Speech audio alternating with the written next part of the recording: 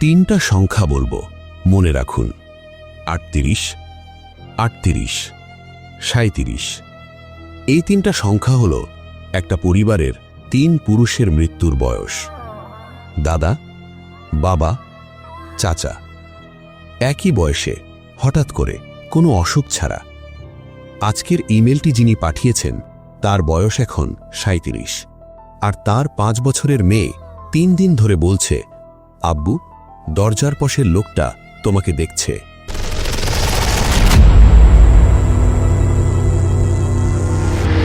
Welcome back প্রিয় শ্রোতা, আরও একবার আপনাদের সবাইকে স্বাগত জানাচ্ছি।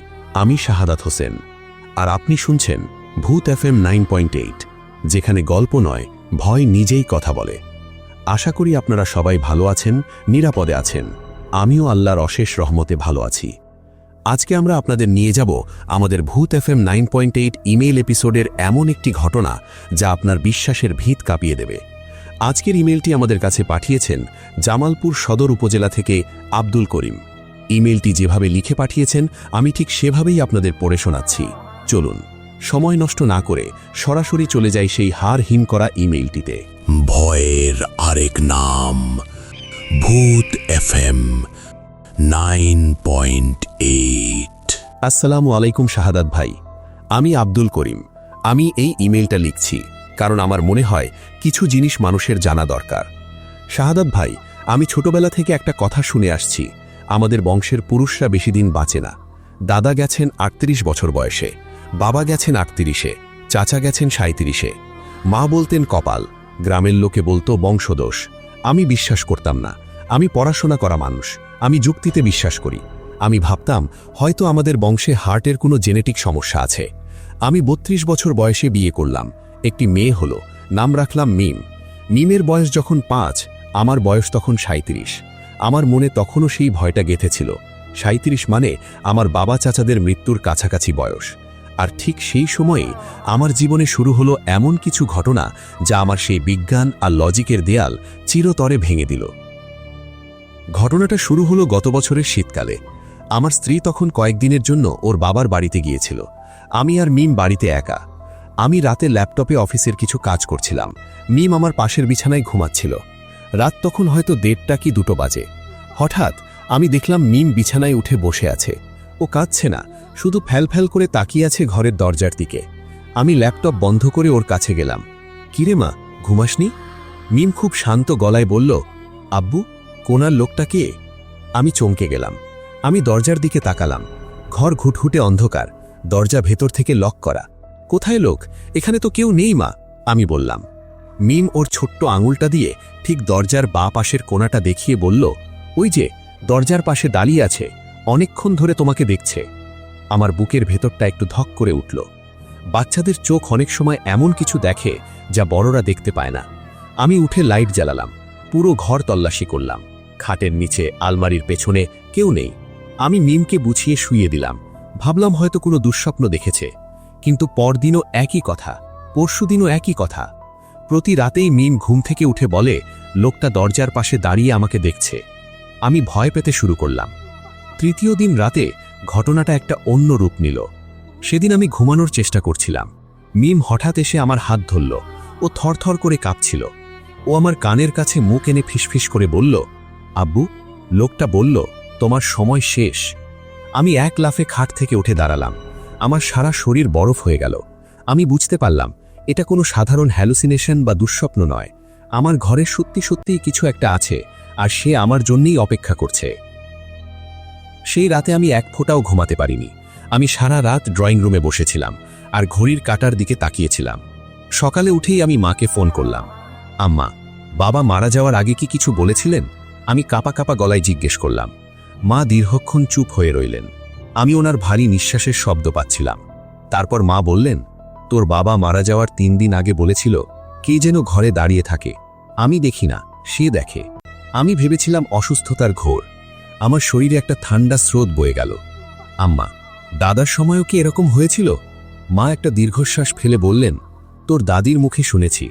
হ্যাঁ, তিনিও বলতেন কেউ দরজার পাশে দাঁড়িয়ে আছে। আমি বুঝতে পারলাম আমার সময় ঘনিয়ে এসেছে। আমি আর দেরি করলাম না। আমি ওই দিনই ছুটি নিয়ে জামালপুর গ্রামে গেলাম। আমি পুরনো মানুষদের জিজ্ঞেস করতে লাগলাম আমাদের বংশের এই অদ্ভুত মৃত্যুর কারণ কি। শেষে গ্রামের এক অতি বৃদ্ধ নাম হাশেম দাদু আমাকে ডেকে একান্তে নিয়ে গেলেন। হাশেম দাদু অনেক পুরনো কথা জানতেন। উনি আমাকে ওনার ভাঙা ঘরে বসালেন। উনি আমার দিকে তাকিয়ে একটা দীর্ঘশ্বাস ফেলে বললেন, করিম, তোর পরদাদা একসময় খুব বড় ব্যবসায়ী ছিলেন। উনার অনেক ক্ষমতা ছিল, কিন্তু ক্ষমতার লোভে মানুষ অনেক সময় অন্ধ হয়ে যায়। তোর পরদাদা একবার একটা গোরস্থানের জমি দখল করে ওইখানে একটা বড় গুদাম ঘর বানিয়েছিলেন। যারা সেই জমিতে শুয়েছিল তারা খুশি হয়নি। আমি অবাক হয়ে শুনছিলাম। হাশেম দাদু একটু থেমে গলাটা নিচু করে বললেন, গোরস্থানের ওই জমিতে অনেক আগে থাইকা একটা জিন বাস করত। ওরে সবাই বলতো মুসাফির জিন। সে তোর পরদাদার স্বপ্ন আইসা বাধা দিছিল, কিন্তু তোর পরদাদা শোনেন নাই। শেষে ওই জিন তোর পরদাদার সাথে একটা চুক্তি করছিল, জমি নিলে বংশের বিনিময়ে। কথাটা শোনার পর আমার মনে হলো আমার মাথার ওপর দিয়ে একটা বুলডোজার চলে গেল। আমি তোতলাতে তোতলাতে বললাম, বংশের বিনিময়ে মানে? হাশেম দাদু বললেন, চুক্তি আসিল তোর পরদাদার বংশের কোনো পুরুষ ৩৮ বছরের বেশি বাঁচব না, আর মুসাফির জিন নিজে আইসা তাগো জান কবচ করব। হাশেম দাদুর এই কথাগুলো আমার মাথার ভেতর হাতুড়ির মতো পেটাতে লাগল। আমি বুঝতে পারলাম আমার দাদা, বাবা আর চাচার মৃত্যুর পেছনের কারণ কোনো রোগ ছিল না। ওরা সবাই ওই মুসাফির জিনের আক্রোশের শিকার হয়েছিল। আর এখন আমার বয়স ৩৭। জিনটা এখন আমার জন্য এসেছে। আমি আর এক সেকেন্ডও গ্রামে দাঁড়াইনি। আমি বুঝতে পারছিলাম আমার স্ত্রী আর মিম ঢাকায় একা আছে। আমার এখনই তাদের কাছে ফেরা দরকার। আমি বাসে করে ঢাকায় ফিরছিলাম, শাহাদাত ভাই, আর ঠিক তখনই আমার ফোনটা বেজে উঠল। স্ক্রিনে দেখলাম আমার বাড়ির ল্যান্ডলাইনের নম্বর। আমি তাড়াতাড়ি ফোনটা রিসিভ করলাম। ওপাশ থেকে কোনো কথা আসছিল না, শুধু একটা চাপা কান্নার শব্দ। হ্যালো, কে? আমি চিৎকার করে উঠলাম। কয়েক সেকেন্ড পর মিমের গলা ভেসে এলো। ও ফুপফুপিয়ে কাঁদছিল। আব্বু, আব্বু, তুমি তাড়াতাড়ি আসো, লোকটা এখন ঘরের ভেতরে, ও আমার দিকে তাকিয়ে হাসছে। আমার পুরো শরীর যেন বরফ হয়ে গেল। মিম, মা, তুই কোথায়? তোর মা কোথায়? আম্মু বাথরুমে, আমি ড্রয়িং রুমে। আব্বু, লোকটার চোখ দুটো একদম সাদা, ও বলছে ও তোমাকে নিতে এসেছে। ফোনটা খট করে কেটে গেল। আমি বাসের সিটে বসে কাঁপছিলাম। আমার মনে হচ্ছিল বাসটা যেন এগোচ্ছেই না। আমি যখন আমার ফ্ল্যাটের সামনে পৌঁছালাম তখন রাত প্রায় ৯টা বাজে। আমি পাগলের মতো দরজায় ধাক্কা দিতে লাগলাম। আমার স্ত্রী দরজা খুলে দিল। ওর মুখে একটা বিরক্তি। কি ব্যাপার, এভাবে ধাক্কা দিচ্ছ কেন? আমি ওকে সরিয়ে দিয়ে সোজা ঘরের ভেতর ঢুকলাম। মিম কোথায়? মিম! আমি ড্রয়িং রুমে ঢুকে দেখলাম মিম সোফার এক কোনায় কুঁকড়ে বসে আছে। ওর চোখ দুটো বড় বড়। ও এক দৃষ্টে আমার দিকে, না, আমার ঠিক পেছনের দিকে তাকিয়ে আছে। আমি দৌড়ে গিয়ে ওকে কোলে তুলে নিলাম। মা, আমি এসে গেছি, লোকটা এখন কোথায়? মিম ওর ছোট্ট হাতটা দিয়ে আমার শার্টটা খামচে ধরল। ও আমার কানের কাছে মুখ এনে ফিসফিস করে বলল, তোমার পেছনে আব্বু, ও ঠিক তোমার পেছনে দাঁড়িয়ে আছে। আমি শুধু আমার তখনকার অনুভূতিটা বলতে পারি। আমি ঘাড় ঘোরাইনি, কিন্তু আমি স্পষ্ট অনুভব করছিলাম আমার ঠিক পেছনে, আমার কাঁধের ওপর দিয়ে কেউ একজন খুব ভারী একটা নিঃশ্বাস ফেলছে, আর একটা পচা পুরনো মাটির গন্ধ আমার নাকে আসছিল। আমি জানতাম আমি যদি এখন ঘাড় ঘোরাই আমি হয়তো ওই জিনিসটার চোখের দিকে তাকিয়ে ফেলব, আর একবার ওর চোখের দিকে তাকালে আমি হয়তো আর বাঁচব না। আমি চোখ শক্ত করে বন্ধ করলাম। আমি আমার মনের সবটুকু বিশ্বাস একত্র করে মনে মনে পড়তে শুরু করলাম আয়াতুল কুরসি। আমি পুরো আয়াতটা পড়লাম, একবার, দুবার, তিনবার। পড়ার পর আমি অনুভব করলাম আমার ঘাড়ের ওপর থেকে সেই বরফ শীতল নিঃশ্বাসটা সরে গেছে। আমি ধীরে ধীরে চোখ খুললাম। মিম আমার দিকে তাকিয়ে বলল, চলে গেছে আব্বু, লোকটা চলে গেছে। আমি একটা বড় স্বস্তির নিঃশ্বাস ফেললাম, কিন্তু আমি জানতাম ও পুরোপুরি যায়নি, ও আবার আসবে। সেই রাতেই আমি আমার এক পরিচিতর মাধ্যমে স্থানীয় এক মাওলানা সাহেবের কাছে গেলাম। ওনার নাম মাওলানা আজিজুল হক। উনি খুব জ্ঞানী এবং পরহেজগার মানুষ ছিলেন। আমি ওনাকে হাশেম দাদুর বলা কথাগুলো এবং আমার বংশের এই অদ্ভুত চুক্তির কথা সব খুলে বললাম। মাওলানা সাহেব সব শুনে একটা দীর্ঘশ্বাস ফেললেন। উনি বললেন, আব্দুল করিম, এটা হলো আহাদ বা চুক্তি।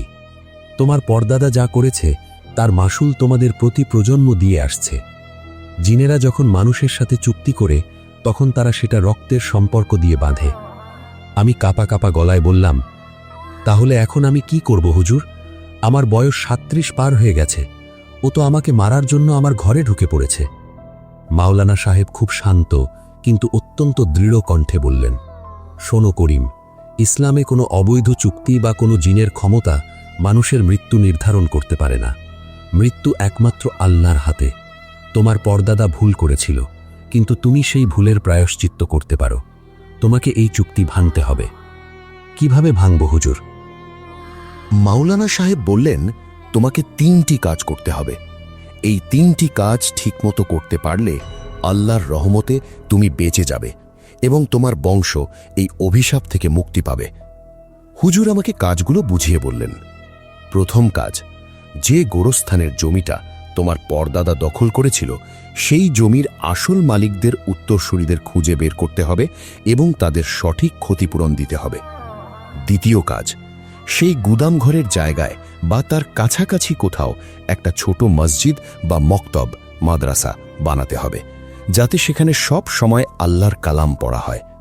তৃতীয় কাজ, তোমাকে টানা 40 দিন জামাতের সাথে ফজরের নামাজ পড়তে হবে এবং প্রতিদিন ফজরের পর সূরা বাকারার শেষ 2 আয়াত আমানার রসুলু পড়তে হবে, কারণ এই 2 আয়াতে আল্লাহর কাছে ক্ষমা চাওয়ার এবং শয়তানের হাত থেকে বাঁচার সবচেয়ে বড় দোয়া আছে।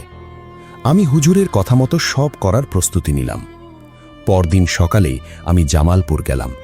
আমি অনেক খোঁজাখুঁজি করে সেই জমির আসল মালিকদের কয়েকজনকে খুঁজে বের করলাম। আমি আমার জমানো সব টাকা দিয়ে তাদের ক্ষতিপূরণ দিলাম। তারপর আমি ওই গুদামঘরের জায়গায় একটা ছোট মক্তব তৈরি করার ব্যবস্থা করলাম। আর শুরু হলো আমার 40 দিনের পরীক্ষা। আমি প্রতিদিন ফজর পড়তে যেতাম, কিন্তু শাহাদাত ভাই, এই 40 দিন আমার জন্য কোনো সাধারণ দিন ছিল না। প্রতিদিন রাতে আমি অনুভব করতাম ওই মুসাফির জিনটা আমার ঘরের বাইরে বা আমার জানালার পাশে এসে দাঁড়িয়ে আছে। ও আমাকে ভয় দেখানোর চেষ্টা করত, যাতে আমি ফজরের নামাজে যেতে না পারি। কখনো দেখতাম আমার জানালার কাঁচে আঁচড় কাটার শব্দ, কখনো শুনতাম ছাদের ওপর ভারী পায়ের আওয়াজ। কিন্তু আমি হার মানিনি। আমি প্রতিদিন ফজর পড়েছি আর সূরা বাকারার শেষ 2 আয়াত পড়েছি। শাহাদাত ভাই, এই 40 দিনের পরীক্ষাটা আমার জীবনের সবচেয়ে কঠিন একটা লড়াই ছিল। আমি শুধু নিজের জন্য নয়, আমার পুরো বংশের, আমার অনাগত ভবিষ্যতের জন্য লড়াই করছিলাম। অবশেষে সেই 40 দিনের শেষ দিনটা এলো। সেদিন ফজর পড়তে যাওয়ার সময় আমার বুকের ভেতরটা অদ্ভুতভাবে কাঁপছিল। আমি মসজিদে গেলাম, জামাতের সাথে নামাজ পড়লাম। নামাজ শেষে আমি জায়নামাজে বসে চোখের পানি ছেড়ে দিয়ে আল্লাহর কাছে ক্ষমা চাইলাম, আমার পরদাদার ভুলের জন্য, আমার পরিবারের পাপের জন্য। তারপর আমি সূরা বাকারার শেষ 2 আয়াত আমানার রসুলু খুব মনোযোগ দিয়ে পড়লাম। রব্বানা লা তুয়াখিজনা ইন নাসিনা আও আক্তানা। হে আমাদের রব, যদি আমরা ভুলে যাই অথবা ভুল করি তবে আপনি আমাদের পাকড়াও করবেন না। পড়া শেষ করে আমি মসজিদ থেকে বেরিয়ে বাড়ির দিকে রওনা হলাম। শীতের সকাল, চারদিক কুয়াশায় ঢাকা, কিন্তু সেদিন সকালের বাতাসটা আমার কাছে খুব স্নিগ্ধ আর পবিত্র মনে হচ্ছিল। আমি বাড়িতে এসে কলিং বেল দিলাম। আমার স্ত্রী দরজা খুলে দিল। আমি সোজা ড্রয়িং রুমে গেলাম। ড্রয়িং রুমে মিম বসে খেলছিল। আমাকে দেখেই ও দৌড়ে এসে আমার কোলে বসল। আমি ওর মাথায় হাত বুলিয়ে জিজ্ঞেস করলাম, কিরে মা, আজ রাতে কি তুই ভালোভাবে ঘুমিয়েছিস? লোকটা কি এসেছিল? মিম আমার দিকে তাকিয়ে খুব শান্ত একটা হাসি দিল। ও বলল, আব্বু, লোকটা আর নেই, সে চলে গেছে। আমার বুকের ভেতর থেকে একটা বিশাল পাথর যেন নেমে গেল। আমি কাঁপা গলায় জিজ্ঞেস করলাম, সে কি তোকে কিছু বলে গেছে মা? মিম মাথা নেড়ে বলল, হ্যাঁ, যাবার আগে দরজার কাছে দাঁড়িয়ে বলেছিল, ঋণ শোধ হয়ে গেছে, আমি আর আসব না। শাহাদাত ভাই, কথাটা শোনার পর আমি 2 হাত দিয়ে মুখ ঢেকে হাউ মাউ করে কেঁদে ফেলেছিলাম। আজ 2 বছর পার হয়ে গেছে। আমার বয়স এখন 39। আমাদের বংশের প্রথম কোনো পুরুষ যে 38 পার হয়ে 39-এ পা রেখেছে। আমার বাবা, দাদা বা চাচার মতো আমাকে আর অকালে চলে যেতে হয়নি। আজ আমি সুস্থ আছি। আমি প্রতিদিন 5 ওয়াক্ত নামাজ পড়ি এবং মক্তবের কাজ দেখাশোনা করি। কিন্তু শাহাদাত ভাই, আমি একটা চরম সত্য বুঝতে পেরেছি। মানুষ ক্ষমতার লোভে, সম্পদের লোভে অনেক সময় এমন কাজ করে ফেলে যার ফল ভোগ করতে হয় তার পরের প্রজন্মকে।